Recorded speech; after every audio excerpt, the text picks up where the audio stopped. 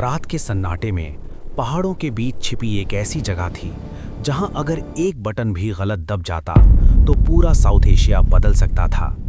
ये कहानी है उस मिशन की जो आधिकारिक तौर पर कभी हुआ ही नहीं, लेकिन जिसकी परछाई आज भी जियोपॉलिटिक्स पर दिखाई देती है। इसे कहा जाता है ऑपरेशन कहूता। 1970s का दशक कोल्ड वॉर अपने चरम पर था। दुनिया दो हिस्सों में बटी हुई थी, यूनाइटेड स्टेट्स और सोवियत यूनियन। लेकिन साउथ एशिया में एक अलग ही तनाव पनप रहा था।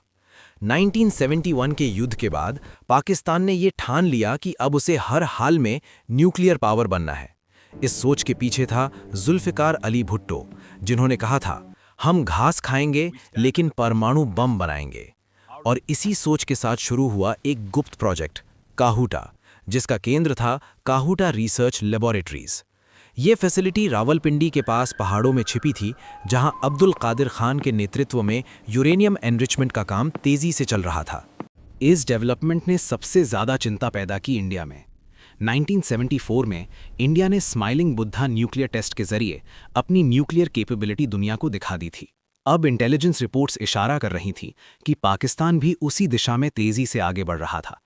सैटेलाइट इमेजेस, इंटरसेप्टेड कम्युनिकेशंस और क्लासिफाइड रिपोर्ट्स सब एक ही कहानी कह रहे थे। दिल्ली में अलार्म्स बजने लगे। सवाल साफ था, अगर पाकिस्तान न्यूक्लियर वेपन बना लेता है तो क्या पावर बैलेंस हमेशा के लिए बदल जाएगा? इसी डर और अर्जेंसी के बीच एक खतरनाक योजना तैयार होने लगी। रिपोर्ट्स के अनुसार इंडिया ने एक प्रीएम्प्टिव एयर स्ट्राइक पर विचार किया, एक सर्जिकल स्ट्राइक जिसका एकमात्र लक्ष्य था कहूता फैसिलिटी को पूरी तरह नष्ट करना। ये कोई साधारण मिलिट्री ऑपरेशन नहीं था, बल्कि एक देश के न्यूक्लियर भविष्य को खत्म करने की कोशिश थी। कुछ सोर्सेज ये भी दावा करते हैं कि इजरायल इस योजना में दिलचस्पी ले रहा था, खासकर 1981 में ऑपरेशन ओपेरा की सफलता के बाद। रणनीति साफ थी, खतरे को पैदा होने से पहले खत्म कर दो।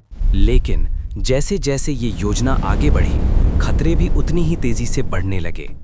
पाकिस्तान को शक होने लगा था। कहूटा की सिक्योरिटी कड़ी कर दी गई, air defence systems high alert पर रखे गए। अब ये फैसिलिटी सिर्फ एक रिसर्च लैब नहीं रही थी, ये एक फोर्टिफाइड जोन बन चुकी थी। इसी बीच एक और बड़ा मोड़ आया। यूनाइटेड स्टेट्स को इस पूरे प्लान की भनक लग गई। उस समय यूएस अफगानिस्तान में सोवियत इन्फ्लुएंस को रोकने के लिए पाकिस्तान पर निर्भर था, इसलिए वॉशिंगटन किसी भी कीमत पर इंडिया पाकिस्तान कॉन्फ्लिक्ट नहीं चाहता था।